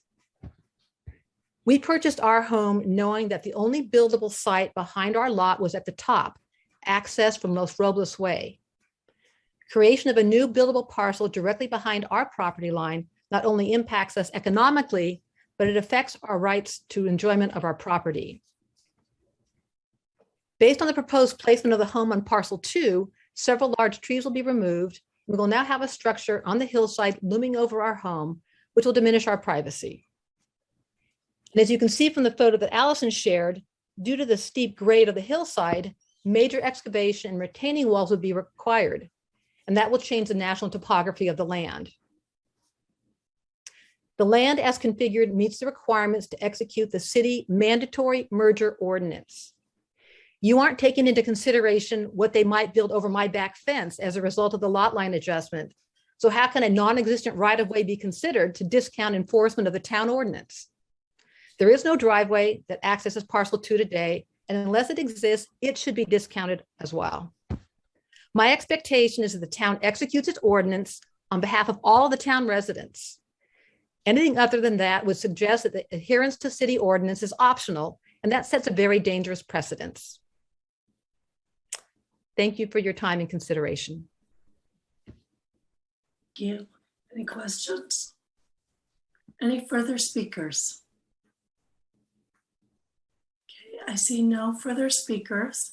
So I am going to close public testimony, and I'm going to turn to council for additional questions of staff, comments, and ultimately a motion.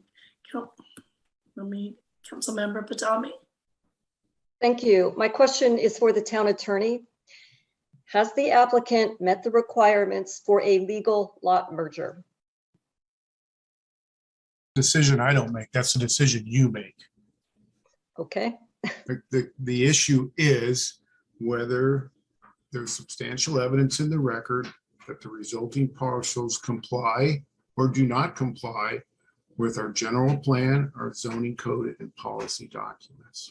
I think I've said in the previous meetings what the Subdivision Map Act states with regards to lot line adjustments. And again, this is a lot line adjustment hearing. It's not a merger hearing. And I've opined already on why the merger ordinance that we have needs to be rewritten, because it's an operation by law as opposed to having a notice requirements. But this is a lot line adjustment, and under the lot line adjustment under state law, because we don't have an ordinance that sets forth the procedure for lot line adjustments, your review, and I'll quote, shall limit its review and approval to a determination of whether or not the parcels resulting from the lot line adjustment will conform to your local general plan, any specific plan, which we don't have here, any coastal plan, which we don't have here, and any zoning and building ordinances. Therefore, you got to confine your approval of the lot line adjustments to the conformance to those plans that I've mentioned. And so when you ask whether I think they've met that burden, That's not for me to decide. That's for you to decide whether there's substantial evidence in the record that shows that the resulting lot line adjustment will comply with our general plan, zoning ordinance, and building code. Okay, thank you. Councilmember Udis. Thank you. And this is probably mostly for the town attorney. And I apologize for plowing ground that has already been covered, but I may not have perceived all of the implications of some of the answers that were given. So in fact, I believe that Councilmember Badami asked about whether it met the burden for lot merger. And so I wanted to come back to that question. Again, could you please explain why the lot merger ordinance does not apply here?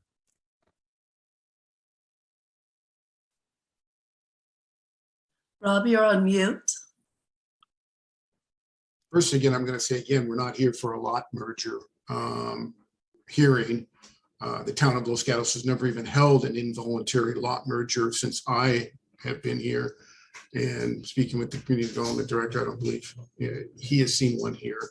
They're very rare. Doing research before this, I couldn't even find a single city or town that had done an involuntary. But putting all that aside, the problem with our lot merger ordinance is in the last paragraphs where it says that any parcel under the same or substantially the same ownership that do not meet the criteria listed above shall be considered merged. That's just not possible. That's an operation by law. That sentence is saying that if it doesn't meet this criteria, it shall be merged. You have to go through a specific process. You give notice ahead of time. There's hearings, substantial evidence requirements. So that's the first part of it. And then the second part of it, where it says, in addition, no parcel shall be modified through the lot line adjustment procedure in order to meet the criteria stated above, is directly in violation of the Subdivision Map Act, which I just said, which is you can't take into consideration of what the lots are, because it specifically says your review is limited to the determination of whether or not the parcels resulting from the lot line adjustment will conform. Hey, thank you. I had one that was related. And again, this is old ground, but I wanted to make sure that I got it right. So is a lot line adjustment considered a subdivision in the sense that the application must comply with all of the provisions of section 66474 of the State Subdivision Map Act? No, so there's a lot line adjustment, although it's the rules I'm saying is in the Subdivision Map Act, it's specifically exempt from Subdivision Map Act requirements because it's parcels of less than 4 and you're not increasing the parcel numbers or the density. So I believe in one of the documents, it stated otherwise, that it was considered a subdivision, or that language was used either in hearings or in some of the documents. Am I missing that? I think it might have been. If you can point me to that. I think it was on page 234 of the September 8th Planning Commission meeting. That's what my note says.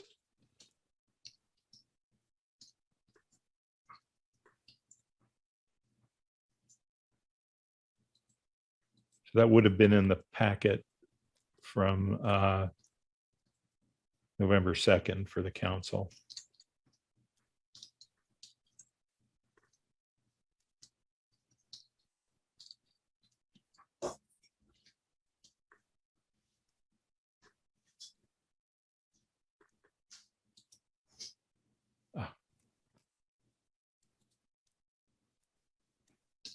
Mr. Schultz, while you look that up, do you mind if I take a question from Councilmember Badami? I'm not really looking anything up other than the question is that a lot line adjustment, it does not need to comply with all the requirements of the Subdivision Map Act. And I'll find the language of that.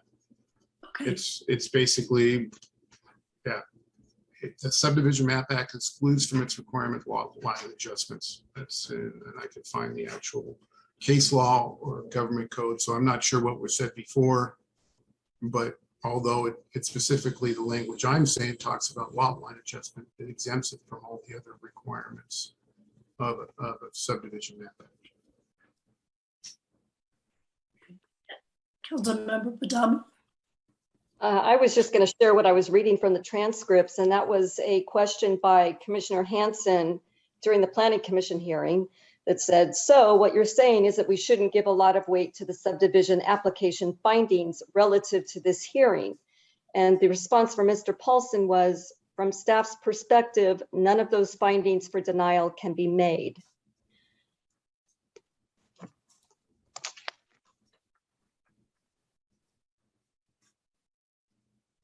Is that a question to Director Paulson? I'm just sharing information. So it's Government Code Section 66412D, which says the Subdivision Map Act includes from its requirements lot line adjustments between 4 or fewer existing adjoining parcels, which I said if there's no resulting increase in the number of parcels. And that's what I said before, but didn't have the Government Code section.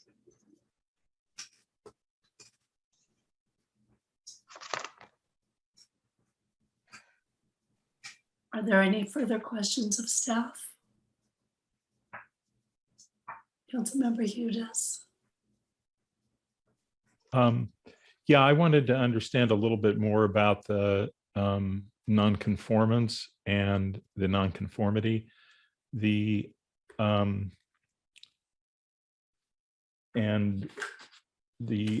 was suggested by Mr. Jeans, that there was a way to remove the nonconformity as a condition. And I believe it was to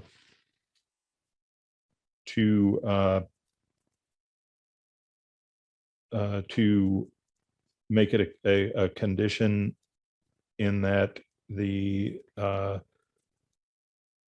there would be a private right-of-way, I believe.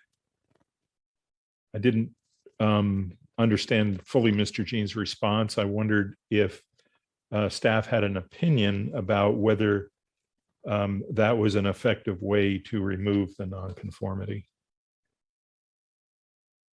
Thank you, Council Member. I'll jump in. I believe what Mr. Jeans said was they were willing to accept a condition of approval for a hillside cul-de-sac at the terminus of Robles Way and Lot 1. So that has a smaller frontage requirement, and it would therefore meet the frontage requirement, so there would no longer be any nonconformities. And does staff have an opinion about whether that would be acceptable? That would be something that we, along with Parks and Public Works staff, would evaluate at an architecture and site application level. But it would be feasible in the sense that what we're reviewing now, that would be a feasible solution to removing the nonconformity? That is an option, yes. Okay. So Member Risto. Thank you. I think my thumb is going. So I have a question about that in terms of creating that cul-de-sac that would come at the expense of cutting down some protected trees. My question is, that condition can come up at architecture and site, correct? That does not need to be part of our discussion tonight or our approval? That's an option. So if you are comfortable with what's proposed in its current configuration, and you want to provide a condition that a cul-de-sac is considered during architecture and site, and that the impacts of things such as tree removal are weighed when considered in, from what's currently proposed, which is the turnaround around those trees, that is something that staff could work with. Okay, thank you. And that's something that can be worked out with the fire department separate from this meeting. I'm just not feeling comfortable starting to get into those weeds at this hearing. Thank you. Councilmember Hudes. Yeah, I did find the page where I wanted to just get clarification, Mr. Schultz, it was on page 234 of the November 2nd. And it says required findings to deny a subdivision application. And it says as required by section 66474, shall be denied if any of the following findings are made. And then it says none of the findings could be made to deny. So this is where I'm a bit confused by your response and then the staff report saying that it is that these findings could be made to deny a subdivision application. It seems to be in contradiction. Maybe I'm just totally missing something here.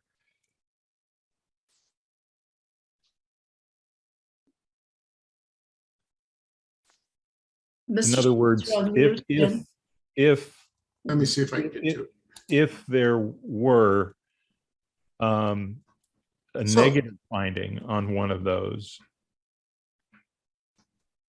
These are the standard, for the town attorney, these are the standard subdivision map act findings.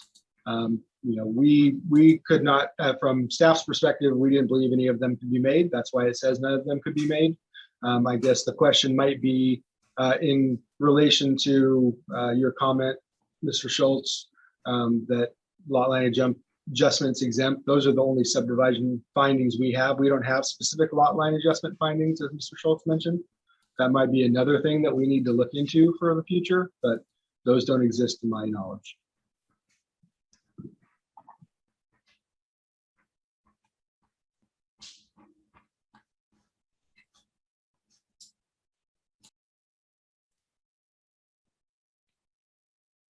So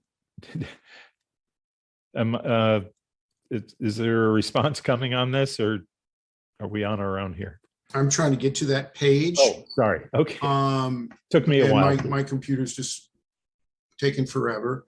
But I can say, as Community Development Director Paulson said, is that you're still making those findings, that whether it's in compliance or not compliance with the Subdivision Map Act. In this case, if you were going to make the finding, your finding would be under the Subdivision Map Act that talks about lot lines and talks about they must be in compliance with your general plan and your ordinances and building codes. And that's where your finding would come in, that doesn't meet the standards set forth in 66, which section did I cite earlier?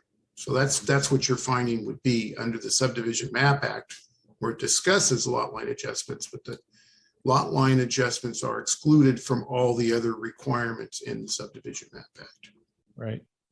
So where I'm going with this is that if the nonconformity can't be resolved, then I think there's a question about item C on that list, which says that the site is physically suitable for the type of development. And I'm trying to find out whether that item C applies or doesn't apply. Does that make sense?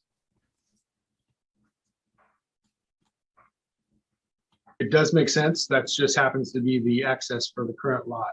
So that's the only comment I would make.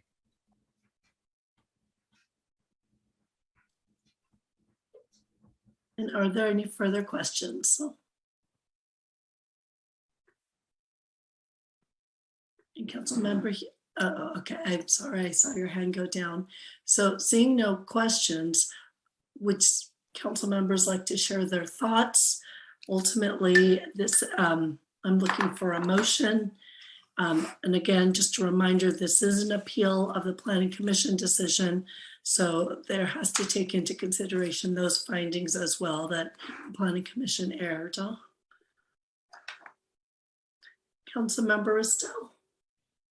Thank you. I'll start off saying what I think I said in the last meeting is that I'm not inclined to overturn Planning Commission decisions.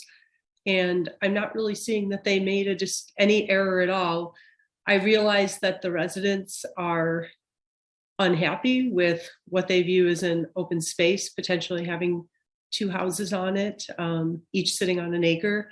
But when I look at what is put before us technically by our town attorney and by our own ordinances, I'm looking at the fact that the applicant came forward and answered further questions to show how the lots could comply with our general plan, and I'm not seeing anything inconsistent. I do feel that the residents have some valid concerns about privacy, about access, etc. But I think every one of those can and should and will be addressed during architecture and site later when a project comes forward, and that is outside the purview of what we're deciding tonight. So with that, I'm inclined to, for the reasons that the staff put forward in the report, I would uphold I move to uphold the decision of the Planning Commission and adopt a resolution in Attachment 6 denying the appeal and approving the application with the required findings in Attachment 6 Exhibit A, conditions of approval, Attachment 6 Exhibit B, and the development plans, Attachment 1 Exhibit 13. Thank you, Councilmember Risto. Councilmember Udis, you have your hand raised. I do. It would require a change for me to support, so maybe someone else should second before I make my comments. Okay. Would anyone like to make a second? Vice Mayor Rennie. I'll go ahead and second it. I think most of the comments Councilmember Risto made reflect what I was thinking. I really want to get to a point where we're figuring out a compromise to protect privacy and so forth. I've been listening carefully to try to figure out if there's a reason to say that the Planning Commission erred, and I don't see anything. Again, the appellant is trying to take us to a different decision, which I'm having trouble finding that it's relevant to the decision and the scope that we're trying to make tonight. So I'll go ahead and second this, especially to move more discussion forward. Thank you, Vice Mayor. And Councilmember Udis. Thank you. I am troubled by the lack of resolution of the nonconformity. And so without that, I'm not able to support the motion. By the way, with regard to the legal issue, I completely trust the town attorney's advice over any inclinations I might have, and so that's not an issue to me at this point. With regard to the recent issues that were raised by the appellant, I did not necessarily find any of those compelling, but I am troubled about the nonconformity. And so, there are nonconformities and nonconformities. And here, it looks to me like the nonconformity actually relates to that item C that I just spoke of, saying that it could be a problem in terms of the site. So there are certainly provisions for waiving nonconformities, but there's no requirement to do so. And I find this one to be significant with fire safety and neighborhood compatibility issues. So the frontage serves both as a safety purpose, especially in a very high fire hazard zone, as well as a compatibility purpose. So where this comes back to the general plan is that that nonconformity then leads to, I think, a conflict with LU 6.4 that prohibits uses that may lead to I'll skip some words, to adversely impact the public safety. And also CD 1.2, which talks about new structures harmonizing and blending with the scale and rhythm of the neighborhood. And also in the housing element, HOU 2.5, which talks about being compatible with the character of the surrounding neighborhood. And I think that the frontage reflects on all three of those. So I find that with the failure to resolve the nonconformity, and nonconformities in our hillsides and in fire danger zones, I think we have to take very seriously. And then coming back to the issue with the planning commission, and I again don't think that there was an error on the part of the planning commission. I think that information in the applicant's assertion that the nonconformity was not currently cured was not explored by the planning commission. So I would classify that as new information. So I'm left without a resolution to the nonconformity. I'm unable to support the motion. And then I'm coming back to, is this a condition that town and town staff would want to insist on? It would result in the removal of 2, I think, protected trees, which is, not something good. But anyway, that's where I am. Without a resolution for the nonconformity, I'm not able to support the motion. Further comments to the motion? Councilmember Badami. So this is difficult. This is an application for a lot line adjustment without an ANS application. So the process, to me, it's somewhat short-circuited, as we know an ANS will follow. I too am troubled by the nonconformity. And as I mentioned at the prior hearing, fire safety is always a top concern and at the top of my list. So for that reason, I cannot support the motion. And I will be supporting the motion for the reasons that have already been stated by the motion maker of the motion and the seconder. So I'll go ahead and call the question. Councilmember Hudis. No. Councilmember Badami. No. Councilmember Risto. If I can make one comment before I vote, that this nonconformity existed with an existing house. And so it will either remain within, if a new home is built, it'll remain there, or there is the opportunity between the fire department and the planning commission to resolve that nonconformity. So I will vote aye. Vice Mayor Rennie. Aye. And I also vote aye. And so the motion passes. And so the planning commission decision appeal stands and the appeal is denied. So I thank you all for your attendance on this matter and staying with us for both this hearing as well as that. So that concludes all the business that we have for tonight. I want to thank all of you for bearing with me. I wanted to make sure I followed through and chaired my last meeting as the mayor. And with that, I invite all of you to next week's meeting where we will watch democracy in action as we appoint our new mayor and vice mayor. And with that, meeting is adjourned. Thank you, everyone.